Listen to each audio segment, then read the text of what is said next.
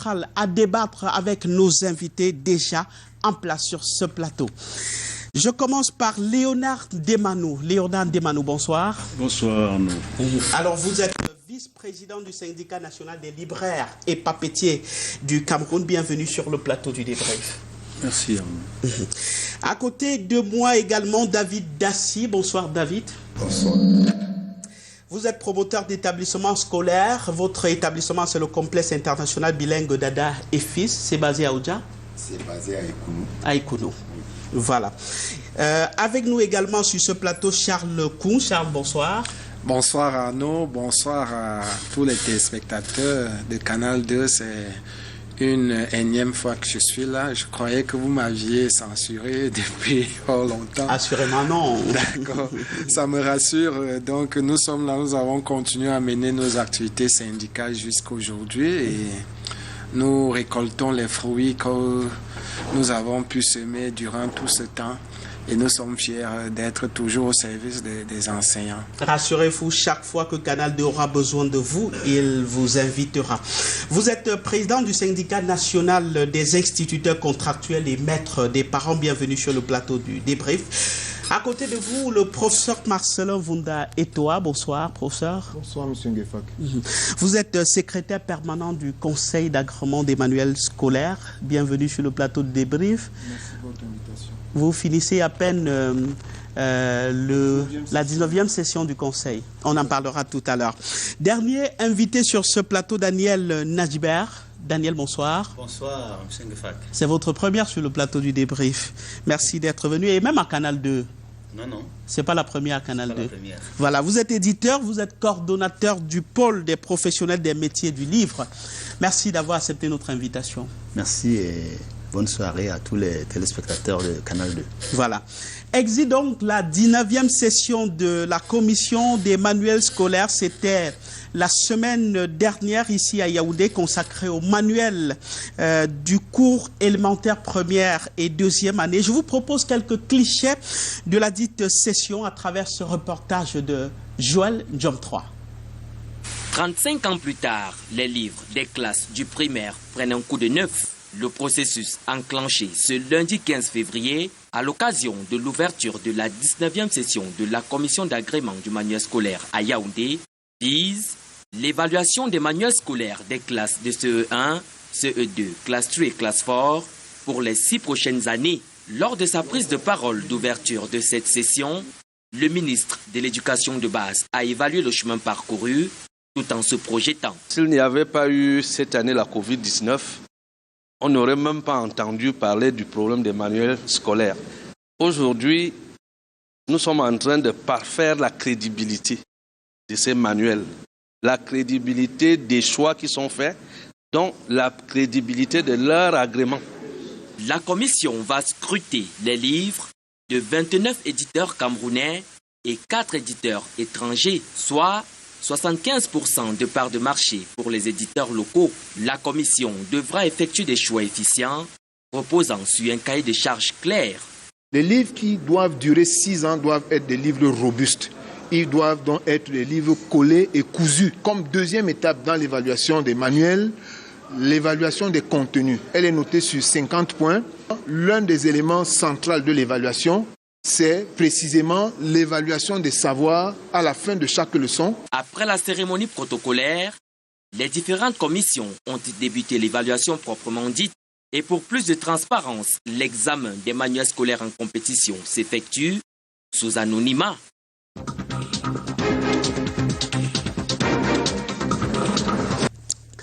Retour sur ce plateau. Merci de nous rejoindre si c'est maintenant que vous prenez l'antenne sur Canal 2 International. Je commence par vous, professeur Marcelin Vunda Etoa. Vous êtes le secrétaire permanent de ce conseil qui s'est réuni justement la semaine dernière ici à Yaoundé. C'est vrai, le reportage nous l'a dit un peu de quoi il est question, mais qu'est-ce qui en résulte après la 19e session?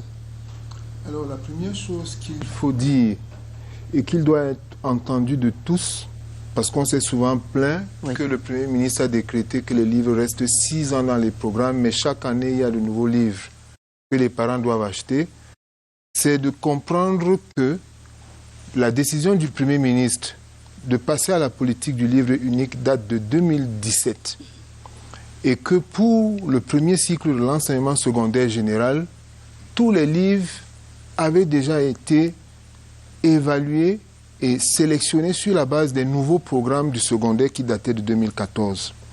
Pour l'enseignement maternel et primaire, la réforme des programmes date de 2018, c'est-à-dire que les programmes validés et signés de la main du ministre ont été rendus officiels et publics en 2018. Vous voyez bien que pour conformer tous les livres à ces nouveaux programmes-là, il fallait aller étape par étape.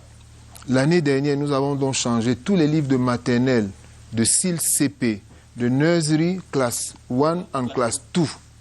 Et cette année, nous allons changer. Il faut que les parents soient préparés et qu'ils sachent d'avance que les livres qui vont changer cette année, c'est les livres de classe 3, classe 4, CE1, CE2, pour le besoin de conformer le contenu de ces livres-là au nouveau programme.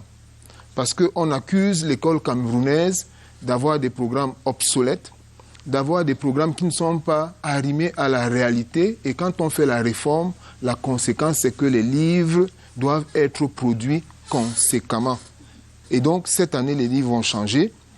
Et ce qui est nouveau, comme vous l'avez entendu, c'est que dans la quête de l'objectivité qui nous a été prescrite, nous avons décidé dès cette année de faire évaluer les livres sous anonymat. Donc un éditeur, un évaluateur qui a un livre entre les mains n'en connaît pas l'éditeur.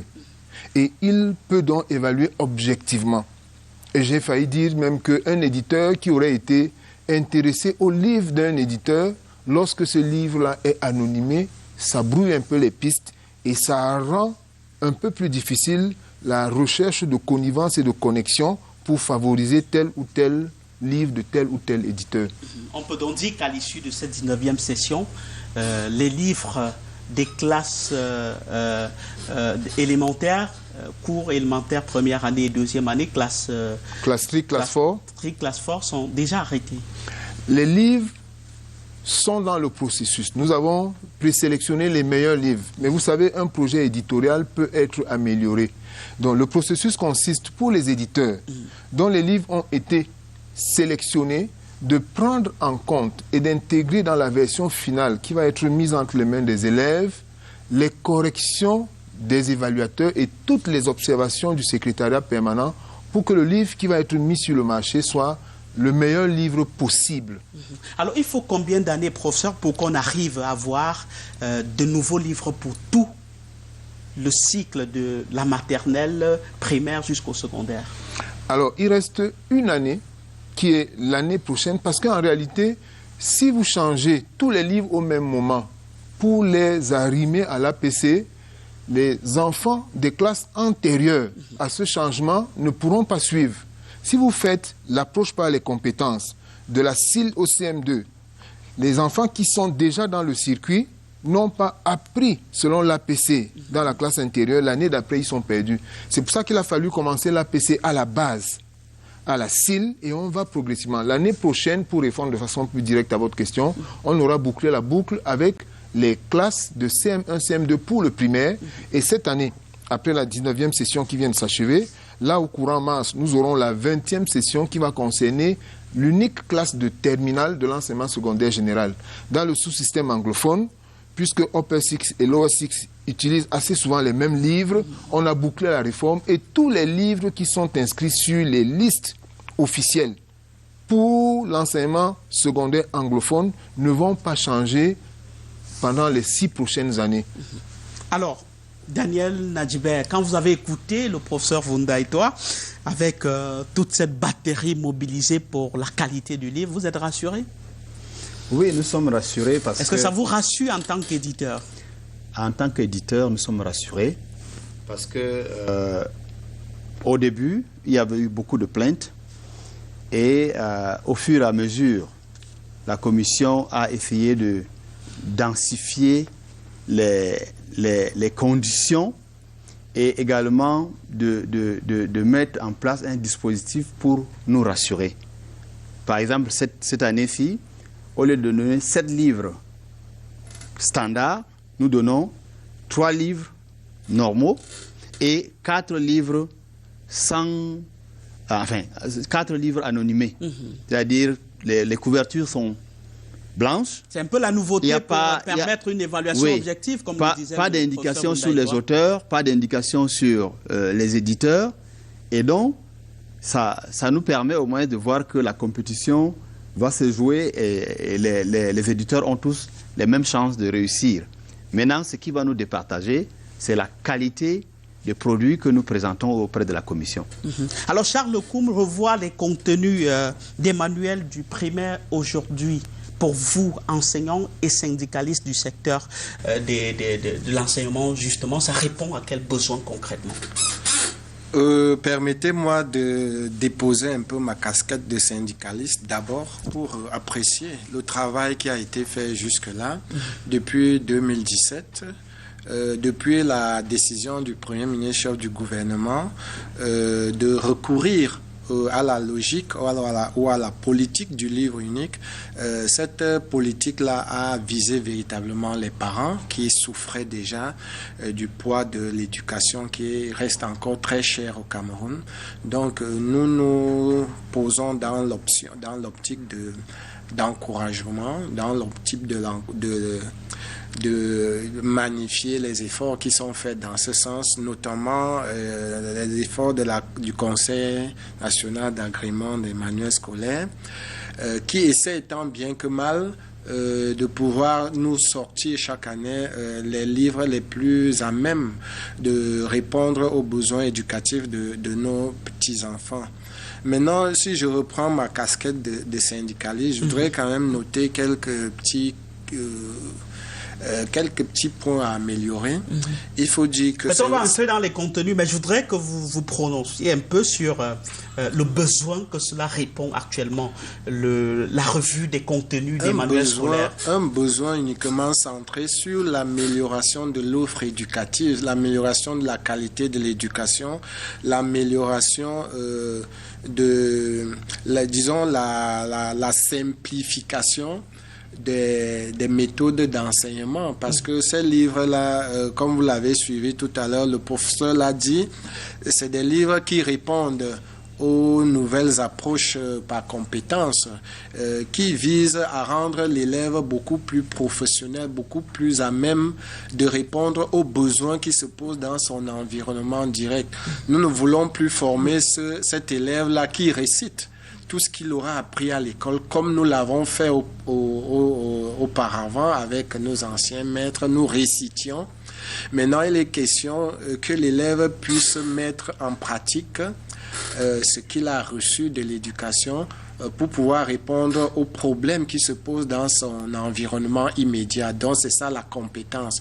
Nous voulons ces efforts qui sont fournis par ce conseil, par le besoin non seulement de revoir la qualité du livre scolaire, mais de le rendre moins cher et accessible aux enfants et aux parents. C'est des choses à encourager et nous ne pouvons que, sans toutefois vouloir faire dans la langue de bois, nous ne pouvons qu'encourager ces efforts et dire véritablement à tous ceux-là qui œuvrent dans ce sens d'aller de l'avant pour le bien de l'école républicaine. Maintenant, nous reviendrons peut-être sur les points à améliorer dans la suite. Ça, c'est sûr. Alors, David Dassy, vous qui êtes utilisateur, on va dire en dernier ressort de ces produits-là qui sont reformés, qui sont revus en termes de contenu, sur quoi vous reposerez la nécessité aujourd'hui de revoir ces contenus et même l'opportunité, puisque on parle du cours élémentaire première année, du cours élémentaire deuxième année aujourd'hui, et demain ce sera le cours moyen 1, le cours moyen 2, ainsi de suite. Oui, je vais également aller sur la réalité que nous rencontrons sur le terrain. Beaucoup de personnes qui entrent dans ce jeu pour éditer les livres, en réalité, ce sont des commerçants. La plupart ne le font pas pour éduquer nos enfants, parce que lorsque nous prenons un livre, le confrère a parlé du contenu, et lorsqu'on parle du contenu, le contenu est en quelque sorte comme l'argile. Vous savez que si vous prenez de l'argile, le vrai argile, pour faire un pot, on va ressortir bien le pot, mais lorsque l'argile est mélangée à la terre, votre peau ne sera pas durable et il ne sera pas très bien. Il en est Voulez-vous nous amener? Alors, pour vous faire comprendre que parce que de nos jours, nous avons des enfants qui vont de la maternelle, comme nous avons dit, jusqu'à obtenir même parfois la licence. Mais quand vous demandez à un enfant, comme nous parlons de la réalité sur le terrain, de vous faire une simple demande d'emploi, l'enfant est incapable de le faire. Donc, nous rencontrons beaucoup de matières pour l'éducation de la CIL jusqu'au Coumouin 2 et voire de la 6e jusqu'en terminale. Or, on ne serait ancré sur la matière de base qui peut former l'enfant, c'est-à-dire à faire tout en même temps. Parce que je parlerai du français et des mathématiques, parce que vous allez voir peut-être quelqu'un de l'Ouest qui n'a même pas été à l'école, il connaît bien compter de l'argent. Mais de nos jours, on ne peut pas aussi compter de l'argent si on ne peut pas écrire. Est-ce que ce n'est pas cela l'esprit des coefficients dans la politique des enseignements aujourd'hui? Bon, il y a également ce que nous devons souligner, parce que lorsque l'enfant est étouffé, parce qu'il y a ce programme qui est d'abord étouffé, et dont certains programmes ont très peu de contenu pour la formation de nos enfants. Donc, ce qui fait qu'il faudra beaucoup plus améliorer. Très souvent, il y a beaucoup des éditeurs, mais on vous a souvent dit que c'est dans les vieilles marmites qu'on prépare des bonnes soupes. Nous avons... Oui. Peut-être permettre au professeur de répondre. Oui. Avec cette préoccupation, je pense que la préoccupation de M. Dassy est pertinente, mais il y a une évolution qui s'est opérée dans le temps. Dans le reportage que vous avez bien voulu publier, on a dit qu'il y a 29 éditeurs camerounais et 4 éditeurs étrangers. Ça fait un total de 33. M. Dassy, il y a 3 ans, nous étions à plus de 100 éditeurs. Et parmi ces éditeurs-là, quand vous observiez, il y avait des anciens libraires qui devenaient éditeurs. Et les gens partaient de beaucoup d'autres professions pour devenir éditeurs parce qu'ils pensaient que c'était un moyen facile de gagner de l'argent. Donc les choses ont beaucoup évolué en termes de qualité. Et la réforme qu'a salué le président du syndicat est un indicateur que le gouvernement est conscient qu'il faut adapter l'école au milieu. Et si vous lisez les nouveaux programmes signés par le ministre de l'Éducation de base en 2018, vous allez voir clairement qu'il s'agit de former des élèves qui ne récitent plus, mais qui sont ancrés dans leur milieu. C'est cela qu'on a appelé l'APC, parce que la compétence qu'il faut développer, c'est en rapport avec l'environnement. Maintenant, on n'enseigne plus le calcul pour le calcul. Vous parlez des enfants qui peuvent vendre, faire du petit commerce. Les leçons de calcul sont désormais appliquées à la réalité. Donc voilà, je voulais juste apporter cet élément pour montrer que les choses bougent. Je voudrais compléter. Oui, on revient à vous. Permettez à Léonard Demanou de réagir aussi. Mais je voudrais que vous réagissiez sur l'opportunité aujourd'hui de cette réforme-là et surtout la nécessité. Est-ce que, parce qu'on a remarqué que c'est les libraires qui se plaignent le plus. Oui, merci Arnaud. Je vais d'abord dire que nous avons tous salué l'arrivée de la politique du livre unique. Parce que nous, en tant que libraires, nous avons cru qu'elle devait augmenter, booster nos chiffres et nous diminuer les charges. Parce que vous comprenez qu'avant, quand on avait plus de 100 éditeurs, il fallait aller de gauche à droite pour s'approvisionner. Mais il y a quelque chose que nous ne comprenons pas bien. Le livret est devenu unique, ça veut dire qu'on a réduit le cartable de l'élève, mais les ventes ne suivent pas.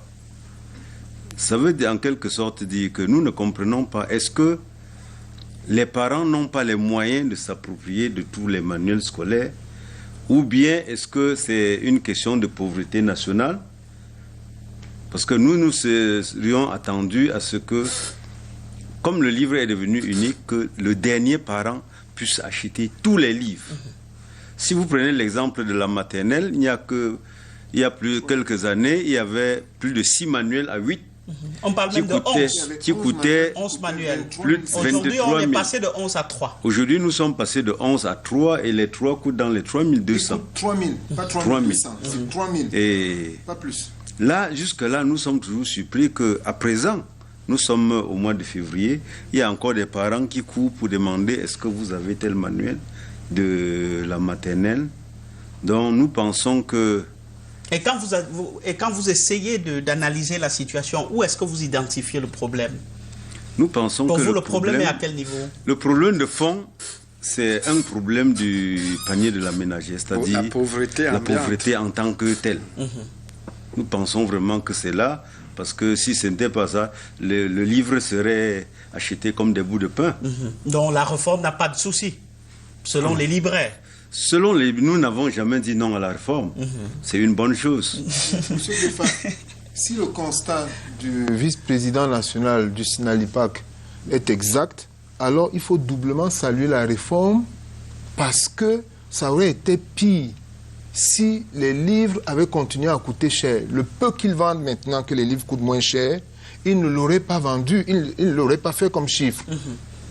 Ça, alors, on va entrer maintenant un peu dans cette phase d'analyse peut-être des contenus là, mais prenons d'abord la forme, parce que Daniel Nadjibert, aujourd'hui, comme le disait le professeur, il y a 75% de livres qui sont fournis par les éditeurs locaux, contrairement à ce qui se passait dans les années à venir, c'était un peu plus les éditeurs étrangers.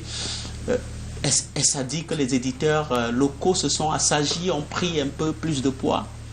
Alors, merci pour la question. Je voudrais déjà préciser que l'apport de la politique nationale du livre unique pour les éditeurs, c'est la professionnalisation. Et au début, certains éditeurs étaient réticents à la politique nationale du livre unique. Mais de réunion en réunion, nous avions finalement compris que le Premier ministre, en prenant cette décision, voulait d'abord professionnaliser le secteur et permettre à l'industrie camerounaise de livres de pouvoir prendre de l'essor. Et ceux des éditeurs qui ont compris se sont vite mis au travail et ils ont commencé à produire des ouvrages qui sont au même niveau technique et au même niveau de qualité que ce que nos confrères du Nord produisaient. En tout cas, le professeur Marcelin Vundaitoa nous dira tout à l'heure si c'est la même qualité. Oui, en fait, comme il vous a dit, il y a eu un filtrage. Le filtrage a permis de quitter de plus de 150 éditeurs qui avaient postulé en 2017, aujourd'hui à 34. Ça veut dire que les 50 qui sont dans la liste l'année dernière, plus ceux qui vont entrer cette année, ce sont des éditeurs qui ont montré à la commission qu'ils se sont améliorés. Ce qui nous intéresse, c'est la représentativité des éditeurs locaux. Oui. Aujourd'hui, on parle de 75% pratiquement. Hier, je me rappelle, en 2018, on parlait de 16%. Si mes chiffres sont exacts, professeur. Je pense que c'est plus que cela. Et comme dit M. Nadjibert, les éditeurs camerounais sérieux ont appris en côtoyant les éditeurs étrangers. Je peux vous assurer que le chiffre est bien meilleur que les 75% et qu'il pourrait l'être davantage. 29 contre 4, plus exactement. Oui. Et en termes de livres produits par les éditeurs camerounais, il pourrait en avoir un peu plus au terme des sessions qui sont en cours, qui soient produits par des éditeurs camerounais. Beaucoup de ces éditeurs, quand vous êtes éditeur de profession et que vous comparez les livres, vous voyez bien qu'il y a des gens qui apprennent en imitant. Et je crois que c'est le meilleur moyen d'apprendre. Beaucoup de livres d'éditeurs camerounais ressemblent de plus en plus à s'y méprendre à des livres produits par des éditeurs étrangers, du point de vue de la structure de la leçon, du point de vue de la présentation typographique du livre, du point de vue de sa fabrication. Alors, Charles Coin, est-ce que les contenus aujourd'hui proposés par les éditeurs et validés par le Conseil d'agrément des manuels scolaires vous satisfont en tant qu'enseignant, en tant que pratiquant? De manière globale, nous ne pouvons pas sacrifier complètement le travail ou alors saboter complètement le travail qui est fait par le Conseil national d'agrément des manuels scolaires. Nous ne pourrions nous ne pourrions qu'y voir quelques petits points à améliorer, comme je le disais tout à l'heure. Je vais vous prendre l'exemple du livre de lecture du CE1 de cette année, à la page 67. Il y a quelques petites coquilles qui ont été laissé par là. Et ma foi, c'est un texte de lecture. Et vous savez qu'à cet âge-là, l'enfant se forme encore il y a encore des codifications au niveau de son psychique qui se font sur le plan de la lecture, sur le plan de l'écriture et autres.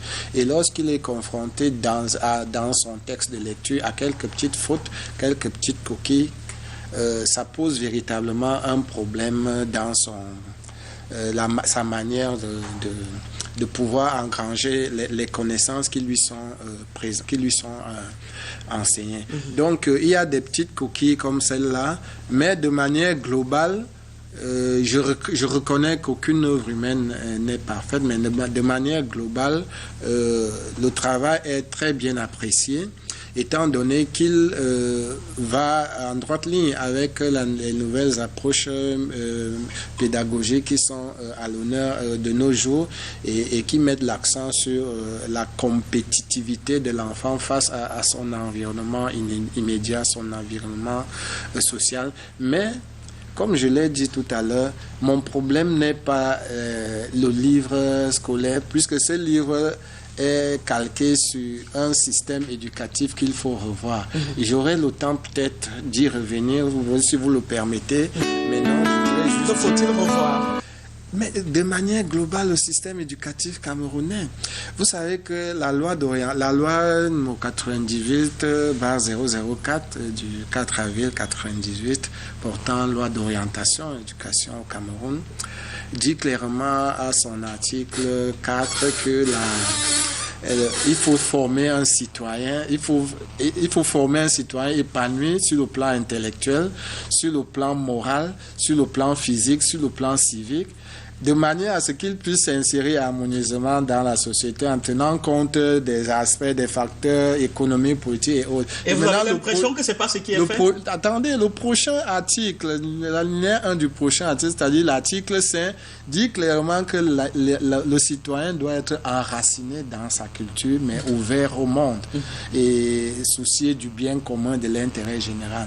Il y a encore un véritable problème d'enracinement du citoyen dans sa culture que nous voulons poser ici. Le système éducatif camerounais doit être adossé sur l'enracinement de l'enfant dans sa culture. Qu'est-ce que je voudrais dire par là? Je voudrais dire qu'un enfant de l'école primaire devrait au moins savoir quelle est sa tribu, d'où est venue sa tribu. Moi, je sais par exemple que je suis Bafia. Je sais par exemple que les Bafia viennent de la plaine Tika.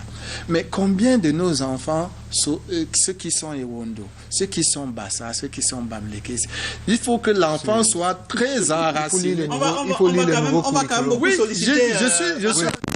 Je l'ai pratiqué au quotidien. Parce que je sais que le carnaval, moi je vous parlais de la pratique au quotidien. Par la politique nationale des enseignements, notamment les inspecteurs des deux ministères en charge de l'éducation et des enseignements secondaires. Mais est-ce que cet aspect-là est pris en compte comme le soulevait? Oui, absolument. L'histoire, la géographie et l'éducation civique et morale entrent dans les programmes sous la forme de manuels à partir de CE1, CE2. Avant, ils ne font pas cette discipline-là parce qu'ils sont encore trop petits. Donc, il faut aller voir les programmes de cette discipline-là, histoire, géographie. Il y a un cours sur les migrations, une leçon sur les migrations. Il y a une leçon sur les figures historiques du Cameroun. Donc, tout cela est prévu dans les programmes, les nouveaux programmes. Voilà. Donc, il y a même en plus une langue et culture nationale. Tout à fait. Qui permet à l'enseignant, dans chaque village, d'exploiter même les compétences des patriarches qui ne sont pas des enseignants. Dans quelle façon commence cette discipline-là? À partir de cours élémentaires. Alors, cette discipline-là, on a de la peine, il faut le reconnaître, à produire un manuel intégrateur de toutes les langues. Et nous avons ouvert dès cette année un chantier qui a consisté non plus à recevoir des éditeurs individuels des projets qui sont insatisfaisants, mais à mettre ensemble tous les éditeurs intéressés par cette discipline-là en contact avec l'inspection nationale de pédagogie en charge de cette discipline qui est supervisée par des professeurs d'université spécialistes des langues et cultures nationales qui ont été dûment identifiés. Et donc, ils sont en train de travailler Et à partir de l'année prochaine, au niveau du secondaire, on aura un livre qui correspond à ce besoin, qui est un besoin réel. La difficulté donc, c'est de pouvoir enseigner au primaire avec des manuels.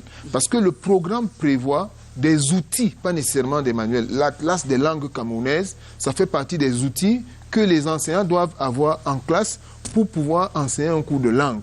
Parce qu'au niveau où ils en sont, c'est le niveau de civilité au niveau du primaire. Tout à fait. Et c'était ça, excuse-moi Arnaud, c'était ça véritablement mon problème. Sur le plan pratique, il n'y a pas de là. Et les enseignants, les instituteurs par exemple, se plaignent de ce côté-là. C'est-à-dire qu'on leur soumet des disciplines dans les nouveaux curricula. Mais l'approche au niveau de pouvoir enseigner ces disciplines sur le plan pratique, sur le plan du processus enseignement-apprentissage, ils n'ont pas les outils nécessaires. Les outils didactiques. Voilà, les outils didactiques pour pouvoir faciliter l'outil didactique pour l'enseignement des langues et cultures camerounaises, qui est un sujet complexe, comme vous pouvez vous en rendre compte. C'est-à-dire, il se fera, au regard du nombre de langues... Jusqu'à ce qu'on trouve la solution, il se fera sans livre. Il se fera sans livre parce que ce qui est demandé au niveau du primaire, je vous dis, pour le secondaire, les livres sont en préparation. Au niveau du primaire, ce qui est demandé aux enfants, c'est de pouvoir dire bonjour en classe dans leur langue.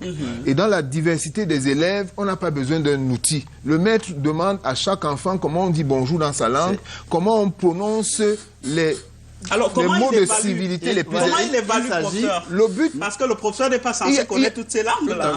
L'enfant est référé à ses parents. Oui. Parce que le nouveau programme prévoit que la formation des enfants est intégrative de tous les acteurs, que sont le système éducatif, mais surtout les parents. Vous imaginez bien que vous n'allez jamais trouver un enseignant qui soit capable de parler 50-100 langues du Cameroun.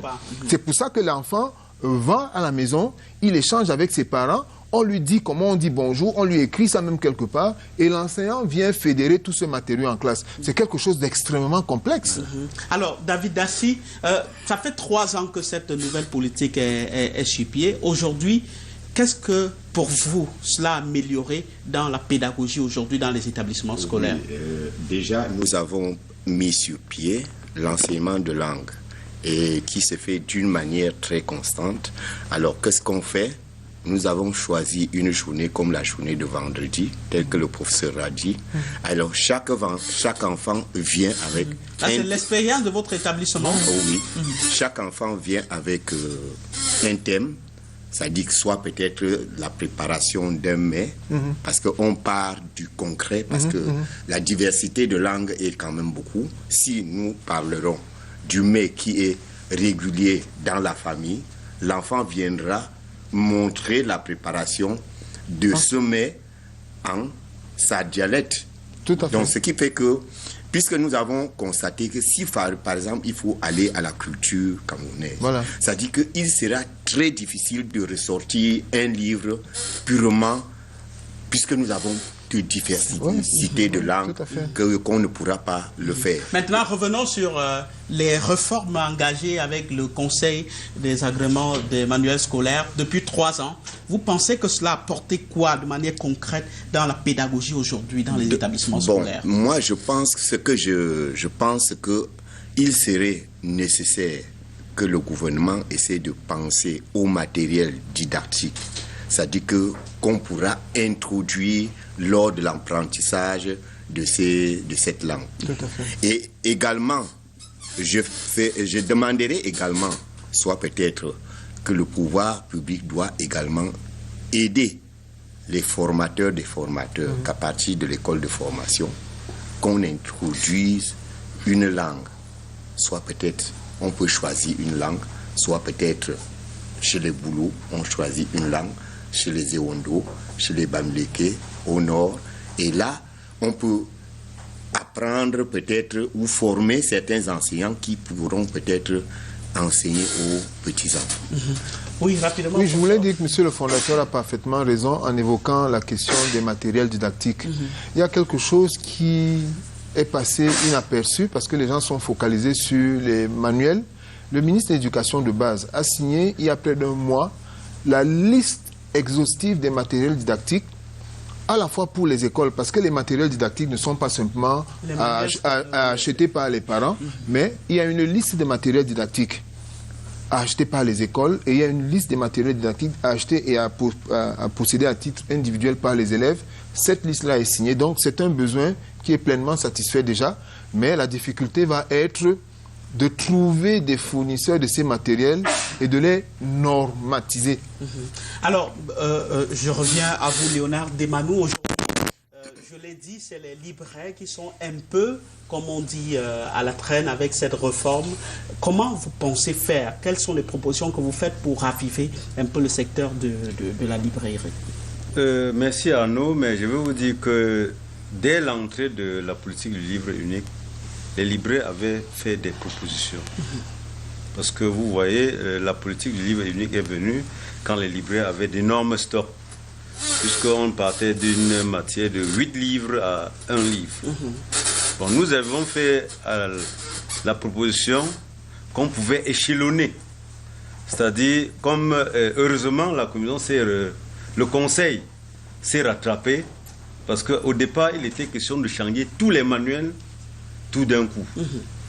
Ce qui faisait un boom dans nos têtes, et puis on ne savait à quel sens se vouer.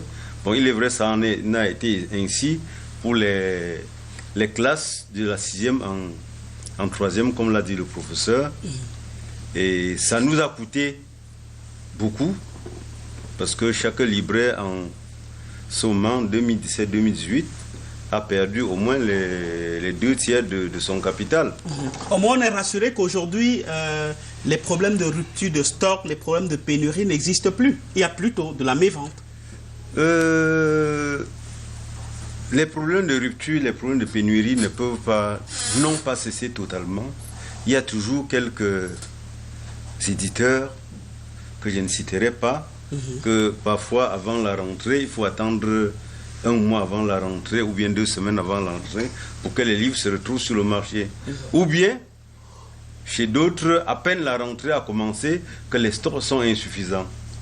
Parce que si je vous le dis actuellement que tous les livres sont là à tout moment, ce serait très injuste. Alors, nous pensons donc que le Conseil prendra en charge. Et comme le Conseil a siégé à temps, nous sommes au mois de février. Prendra quoi en charge? Prendra en charge, c'est-à-dire choisir les éditeurs avec qui on est sûr qu'ils pourront produire les manuels à temps et en stock suffisant. D'accord. Je pense que le secrétaire permanent... Oui, monsieur Dassi. Je dois vous dire une chose, parce que nous sommes sur la réforme et nous avons vécu une période très difficile. La plupart des éditeurs impriment leur manuel à l'étranger, à l'occurrence en Chine. Et nous connaissons la période de mars jusqu'à nos jours. Il y avait confinement, il n'y avait pas d'entrée et puis tout ça. La crise sanitaire. Donc ce qui fait que quand par exemple un éditeur n'a pas produit les livres, on ne peut pas l'accuser. Voilà. Alors, je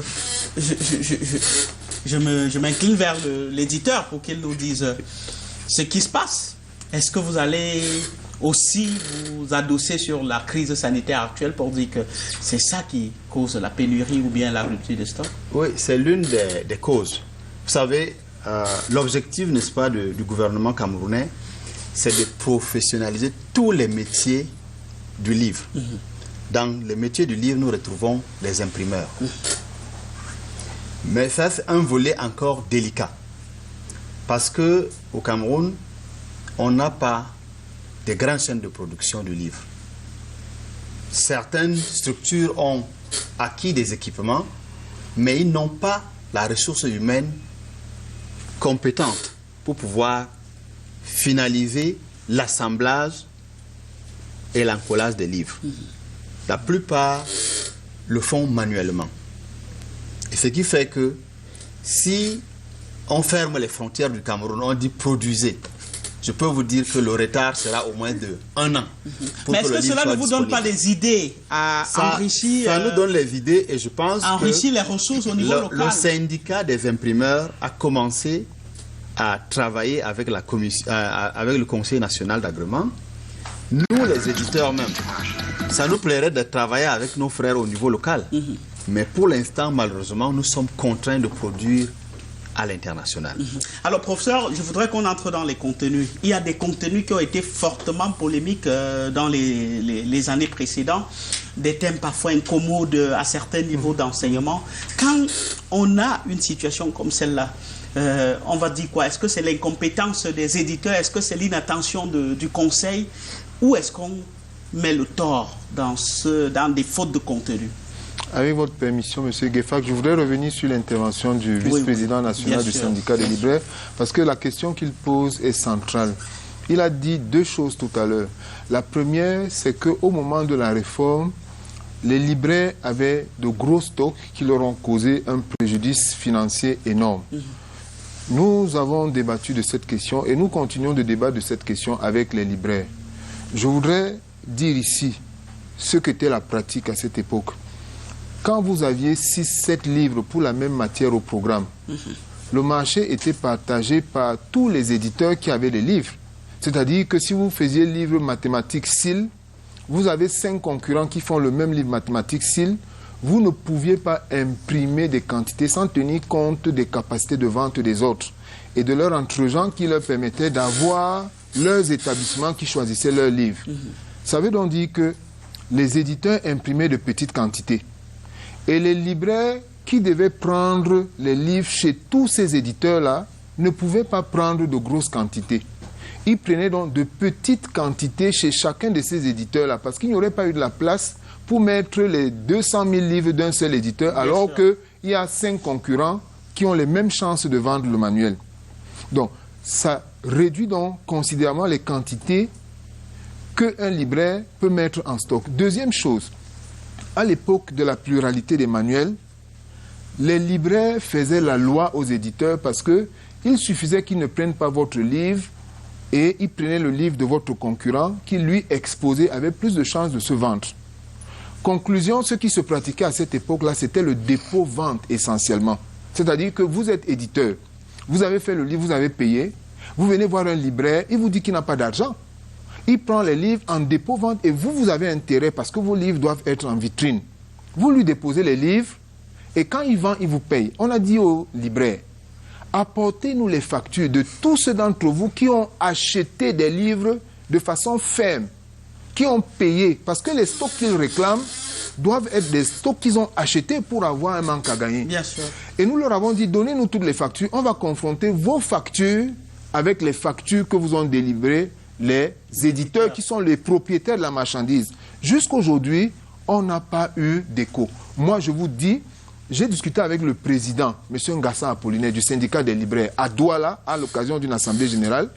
Il m'a dit, il réclamait au gouvernement 4 milliards de francs. Ils disent qu'il y a 800 libraires au Cameroun qui avaient chacun 5 millions de francs de stock de manuels scolaires. On leur a dit, apportez-nous vos factures. On va les confronter avec les factures des éditeurs. Et si vous n'avez pas détruit les livres, on doit pouvoir les voir quelque part, même avariés à cause des intempéries. Ceux d'entre vous qui ont fait des constats d'avarie par des personnes assermentées, vous joignez le document. C'est ça qui vous rend votre revendication crédible auprès du gouvernement. Jusqu'aujourd'hui, nous attendons les éléments concrets de cette revendication. Les factures et les stocks. Les factures et les stocks et les constats d'avarie. On va revenir à vous, professeur. Non, je n'ai pas fini sur ce point. Deuxième point, je voudrais rapidement revenir aussi sur la question de la mévente dont se plaignent les libraires. Monsieur Gueffak, vous êtes comme moi témoin de ce qu'à la rentrée scolaire, on n'achète pas seulement les livres dans les librairies, tout le monde devient libraire. Vous allez à Mokolo, vous entendez les haut-parleurs, tout le monde a les livres. Nous avons dit aux libraires, sécurisez avec les distributeurs le circuit. Parce que si vous avez un tuyau où l'eau fuite, n'attendez pas que toute l'eau arrive au bout du robinet. Tout le monde est libraire à la rentrée dans ce pays, vous pouvez en faire le constat. Donc les libraires doivent travailler à constituer une liste de libraires qui seront agréés, que le Conseil a promis et proposé d'adresser aux distributeurs en leur disant « Vous ne vendez à personne d'autre qu'à ceux qui sont sur cette liste » pour sécuriser le circuit du livre. Et la même recommandation devrait être faite aux éditeurs. Mais sauf vous que parfois, c'est des sous-traitants de ces libraires-là, professeur. Oui, vous ne donnez les livres à aucun distributeur qui n'est pas sur la liste agréée par le Conseil. Voilà l'explication, en plus de la pauvreté du panier de la ménagère. Voilà l'explication du fait que les libraires se plaignent de ne pas vendre. Avant de revenir au contenu, vous allez permettre que Léonard Desmanoux réagisse. Oui, merci Arnaud. Je pense que le professeur a dit beaucoup de choses par rapport au stock d'invendus de l'année 2017. Est-ce que vous avez les factures? Est-ce que vous avez les stocks? Bien sûr, bien sûr. Je crois qu'il y a eu beaucoup de confrères qui ont fait des constats d'avarie. Et on ne saurait avoir des livres sans avoir des factures. Et je dirais encore au professeur que vous aviez parlé de dépôt-vente. Si on avait parlé de dépôt-vente, à ce jour, beaucoup, ou bien sinon la majorité d'éditeurs seraient en train de réclamer d'énormes montants d'argent aux libraires. Bon, je ne dirais pas que c'en est zéro, puisque partout il y a des brebis galeuses. Je ne dirais pas que tous les libraires sont sains qui ne doivent pas aux éditeurs. Mais je reviendrai encore en disant que depuis 3 ans, je ne pense pas, tous les livres se vendent cash. Les libraires payent les livres cash auprès des éditeurs. Et il n'y a pas à dire qu'un livre n'est pas en librairie parce que le libraire manque des moyens pour l'acheter et vendre. Le libraire est là pour se faire du chiffre et il ne refuserait pas d'acheter le livre chez l'éditeur pour le vendre.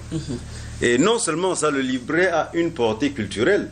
Parce que comprenons bien que le libraire n'est pas seulement là pour se faire de l'argent, mais aussi pour satisfaire la population. Voilà, on ne va pas débattre éternellement sur la question, professeur. Vraiment, vous allez permettre qu'on entre un peu dans le contenu. Je disais tout à l'heure que, bon, on parlait de l'imperfection au niveau des contenus. Il y a parfois beaucoup de polémiques autour de certains thèmes utilisés dans certains livres à un certain niveau. On a connu ça l'année dernière et même l'année surpassée. Quand on a une faute comme celle-là, des fautes comme celle-là qui glissent dans des manuels scolaires, la faute c'est à qui? Est-ce que c'est à l'éditeur qui est compétent ou à la commission ou bien au conseil qui n'a pas été suffisamment attentif? Alors, je pense que vous faites allusion essentiellement à l'histoire qui a défrayé la chronique dans un livre de sciences de classe de 5e. Oui, des thèmes un peu incommodes, qu'on jugeait incommodes. Alors, nous avons expliqué plus d'une fois que tous les livres qui étaient inscrits dans le programme d'histoire cette année-là avaient les mêmes éléments et que c'était une question d'interprétation du programme. Le programme prévoyait qu'on prévienne les enfants contre les dangers des déviations sexuelles auxquelles ils sont exposés. Vous voyez? Et des ouvrages rédigés selon l'APC doivent dire chat. Les éditeurs sont donc allés, comment on fait pour prévenir, pour alerter un enfant, une fillette qui est menacée d'attouchement sexuel dans la maison par un tonton ou par un grand frère? Comment on fait? Est-ce que c'est un problème? Si c'est un problème, comment on prévient la petite fille que, attention, si tonton te dit, viens dans la chambre, déshabille-toi, laisse que je te masse telle ou telle partie de ton corps, il y a un problème. Comment vous résolvez ce problème? Il n'y a que 2 choses. Soit vous en faites un tabou, comme l'éducation sexuelle est un sujet tabou dans beaucoup de familles, soit vous en faites un sujet que vous posez sur la table et dont vous parlez avec les enfants. C'est ce problème-là qui s'est posé avec ce manuel. Certains ont dit qu'ils préfèrent que leurs enfants ne soient au courant de rien. Mais nous avons dit qu'à travers les médias, les réseaux sociaux et toutes sortes d'autres supports de communication, les enfants sont alertés au quotidien. Si un enfant prend son téléphone et télécharge un film pornographique, comment vous savez, vous le parent? Si un enfant prend un téléphone et lit un message qui lui est envoyé par un adulte pédophile, vous faites comment? C'est donc le problème qu'il fallait régler. Donc pour vous, ce n'est pas une erreur? Non, ce n'est pas une erreur, c'est peut-être simplement un problème d'approche. Vous vous souvenez du livre de Monon Djana, les chansons de Sodome et Gomorrhe? Un enfant passe dans la rue. Ton caleçon fait quoi chez moi? Ton soutien fait quoi chez moi? Hein? Et samba, à cheval. Il faut le dire comme ça pour que les gens comprennent que voilà le danger auquel les enfants sont exposés. Et c'est ce problème-là que l'école essayait de résoudre. Alors, Charles, en prévenant les enfants. La chose de la même façon? Oui, est-ce que vous comprenez les choses de la même façon? Justement, tel qu'il l'explique le prof, c'est une noble mission, une mission à supporter. mais l'approche a été mauvaise. On ne peut pas éduquer l'enfant sur les déviances sexuelles en faisant la publicité de ces déviances-là, parce que le livre était en train de parler de toutes sortes de pratiques sexuelles jusqu'à la zoophilie. Mais l'enfant a besoin de savoir ça pourquoi. C'est ça le problème. C'est-à-dire que pour moi, ça c'est mon point de vue, il peut ne pas être accepté, mais pour moi, un enfant peut être, disons, sensibilisé sur l'impact négatif des déviances sexuelles sans toutefois être au courant de comment ça se passe. C'est-à-dire que le livre explicitait clairement comment est-ce que telle ou telle chose se passe. Voilà, et il fallait de mon point de vue, éviter cela. Et donc les éditeurs qui ont fait ces livres auraient dû prendre l'option noble de la politique noble du Conseil national pour pouvoir implémenter ça de manière beaucoup plus subtile pour que ça ait un impact positif sur le problème qu'on veut résoudre. Alors David, est-ce que vous utilisez, quand vous tombez sur les bouquins qui ont les thèmes comme ça, est-ce que vous les utilisez de manière naturelle comme prévu? De toutes les façons, je ne peux pas les utiliser, et nous savons même que je crois que le pouvoir public, sans risque de me tromper, encourage même la jeunesse camerounaise à la sexualité, parce que lorsque vous voyez peut-être un ministre qui distribue les condoms dans les établissements et qui distribue, c'est-à-dire un peu partout là, c'est pour faire quoi? Je crois que... Vous avez vu ça où? C'est un promoteur d'établissement. J'ai travaillé au ministère de la Santé. Vous avez vu ça où, monsieur Dacier? J'ai travaillé au ministère de la Santé. Ce n'est pas suffisant pour dire qu'un ministre a distribué des préservatifs. Il y a le vaccin social, vous confondez un certain nombre de choses. Il y a, je crois, une fondation créée par la Première Dame qui a une mission d'inoculer ce qu'ils appellent le vaccin social aux enfants pendant les vacances. Ils vont en colonie de vacances, ils se brassent et on les prévient contre les MST, contre le sida et contre les pratiques sexuelles. C'est de ça qu'il s'agit. Donc peut-être que vous confondez un certain nombre de choses. Relativement au contenu du livre. Bon. Vous, enseignants, vous, promoteurs d'école, quand vous tombez sur un livre qui a des thèmes comme cela, cornulingus, sodomie, pédophilie, comment vous réagissez? Est-ce que vous prescrivez ce document ou bien ce livre dans une classe? Je ne peux pas le faire. Déjà, même lors de le rassemblement tous les lundis, j'essaie de conseiller tous les petits-enfants parce qu'actuellement, le confrère a parlé de la déformation qui est déjà la rue et déjà la télé. Puisqu'il y a beaucoup de choses. Les chaînes, il y a des chaînes, il y a le téléphone, il y a beaucoup de choses. Et vous ne voulez pas en rajouter? Oui. Nous avons vu beaucoup d'enfants avec les parents et je dis souvent aux parents, les télés doivent être gardées dans les chambres parce que vous devez voir la télé avec votre enfant et être prêt à zapper une émission qui n'est pas conforme à l'éducation. Mais ça dépend de ce qu'on voit. C'est pour ça qu'ils disent zapper une émission qui n'est pas conforme. Daniel Najibert. Pour nos éditeurs... vous avez manqué de tact à ce niveau-là. Nous ne manquons pas de tact. Nous répondons au cahier des charges. Je voudrais déjà préciser qu'avant ce livre polémique, tous les enfants ont les dictionnaires. Les mots dont vous parlez là se trouvent dans les dictionnaires de vos enfants, n'est-ce pas? Ça n'a pas fait problème. Mais lorsqu'un éditeur les éditeurs répondant au cahier des charges ont présenté des ouvrages de qualité pour l'éducation de nos enfants, ça a fait problème. Mais la réalité pour nous les éditeurs, nous on a compris. C'était parce qu'en 2017, l'opinion publique était réfractaire à la politique nationale du livre unique. Les enseignants se sont révoltés contre cette politique du livre unique qui était en fait... Oui, tout à fait. Non, je voulais aller dans le sens de M. Nadibet pour dire que c'est précisément parce qu'il y a eu politique du livre unique qu'on s'est rendu compte qu'il y avait ça dans le livre. Parce que tous ces livres-là, ce n'étaient pas de nouveaux livres. Ils étaient au programme depuis 3 ans. Personne n'avait remarqué qu'il y avait... le produit de la réforme. La communication, c'est la réforme qui a réformé les produits. La réforme de 2002. Non, 2017. S'il n'y avait pas eu politique du livre unique, l'attention de personne n'aurait été attirée sur cet élément polémique actuel. Parce que tout le monde n'avait pas le même référentiel. tous les enseignants de toutes les écoles n'utilisaient pas le même livre. Donc quand vous vous disiez à la page 17 de mon livre, je vois quelque chose ici qui ne me semble pas correct, l'autre à la page 17, il n'avait pas la même réalité. Voilà. Donc tout ça, c'est à mettre à l'actif de la politique. Je voudrais juste dire que toutes ces réformes curriculaires qu'il y a eu au niveau de l'école primaire, les nouvelles approches pédagogiques qui ont été instaurées, et même le système LMD qui a été instauré au niveau de l'enseignement supérieur, reste encore à parfaire parce que jusqu'ici, les formations ne sont pas efficacement professionnalisantes. À travers, nous observons le taux d'insertion de nos jeunes diplômés aujourd'hui qui reste encore très bas.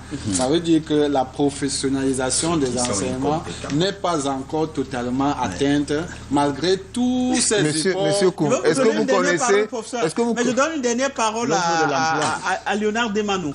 Alors, maintenant que dans la chaîne des livres, on ne peut pas faire sans les libraires. Que faut-il pour que votre profession renaisse? Que souhaitez-vous? Pour que notre profession évolue. Oui. Elle est là, elle n'est pas encore morte pour renaître. Oui. Donc tout notre souhait, c'est un appel que nous lançons à l'endroit des parents d'élèves, des élèves, qu'ils doivent savoir que le savoir est dans le livre et qu'ils doivent visiter les points de vente. Et les points de vente agréés, comme l'a dit le professeur, c'est les librairies. Voilà. Ce n'est pas les quincailleries qui se transforment pendant les rentrées scolaires, ce n'est pas les supermarchés. C'est les librairies qui sont des librairies professionnelles. Voilà, le générique est à l'antenne. Professeur, je voudrais que vous lui donniez espoir. Alors, deux choses. Vous donnez espoir aux libraires et aux papetiers. Une pour le président des syndicats. Oui. Il n'y a pas une seule chose sur cette terre qui n'est pas parfaite, dont les programmes sont perfectibles. Maintenant, pour le syndicat des libraires, il faut qu'ils mettent de l'ordre dans leur propre maison. Si tout le monde peut être libraire en période de rentrée, ça leur fait des parts de marché qu'ils perdent. Donc le problème est entre leurs mains quand ils auront la liste des libraires agréés. Et quand ils auront traqué tous ceux qui viennent leur prendre des parts de marché, leur profession va mieux se porter. Merci à vous, messieurs, d'être venus. Léonard Desmanoux, David Dassy, Charles Koum, professeur Marcelo Vundaitoa, Daniel Najibert, merci d'être venu échanger avec nous ce soir sur la problématique du livre unique aujourd'hui implémenté au Cameroun. Demain est une autre édition du débrief. Nous espérons avoir d'autres invités aussi sympathiques que ceux d'aujourd'hui. À demain.